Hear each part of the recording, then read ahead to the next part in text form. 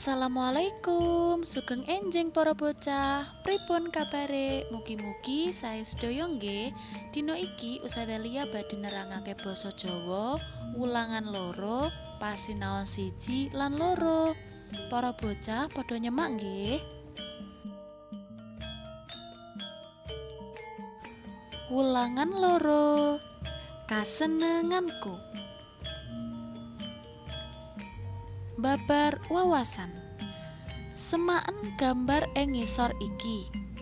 Para bocah, apa sing kok tindakake nalika wayah ngaso? Ngaso yaiku istirahat. Sapa sing senengane bal-balan? Sapa ayo sing senengane maca buku? Apa ana sing senengane dolanan dakon, loncatan, utawa dolanan liyane? Coba para bocah critakno apa sing biasane kok lakoni karo kanca-kancamu ya saben wayah ngaso. Pasinaon 1. Pasinaon iki bakal ngrembug carane nulis tembung saka aksara kang wis cumepak. Maksudnya, dalam bab ini kita akan belajar cara menulis kata dari huruf yang sudah disediakan. Del teks pinilih.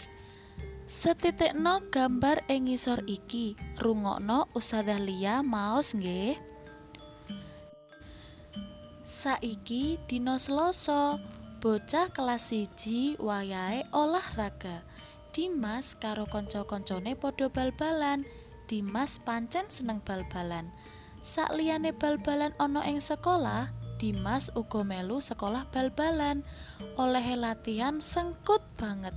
Besok yen wis gedhe, Dimas kepengin dadi pemain nasional sing kondang. Jadi cita-citanya Dimas besok kalau sudah besar ingin menjadi pemain sepak bola yang hebat. Gladen 1. Gawe ukara pitakon. Gaweya ukara pitakon sing ana gandenge karo wacan ing dhuwur.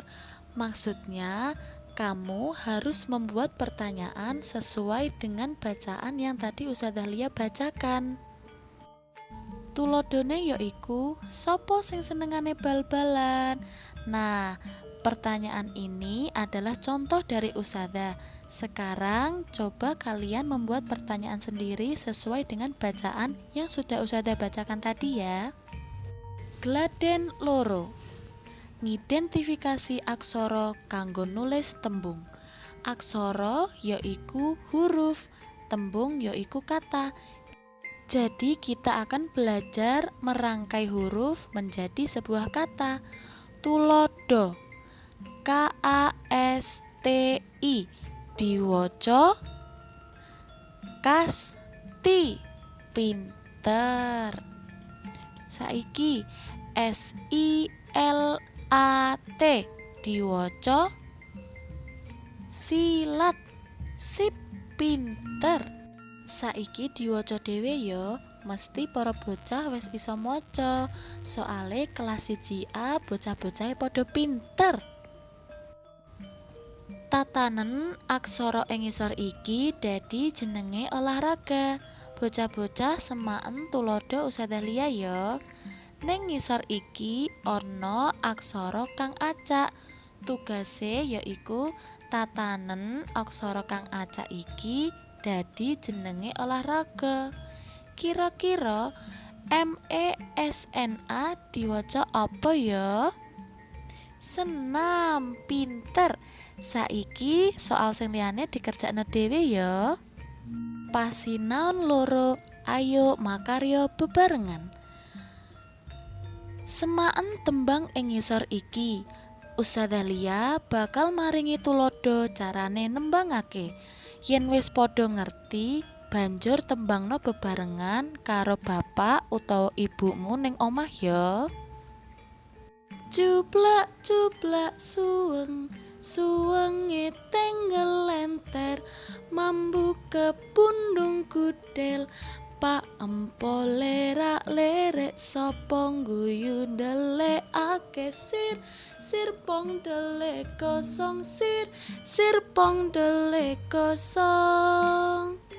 Cuplak cuplak suweng, Suwange tenggelenter mambu kepundung kudel Pak empo lerak lerek sapa guyu ndelikake sir pong delek kosong sir pong delek kosong. Wis padha isa ya, pinter, bocah siji A pancen pinter banget. Tembung iku kanggo ngiringi dolanan tradisional. Gladhen siji ngurutake aksara. Bocah kelas 1A wis ngerti ya urutane aksara iku.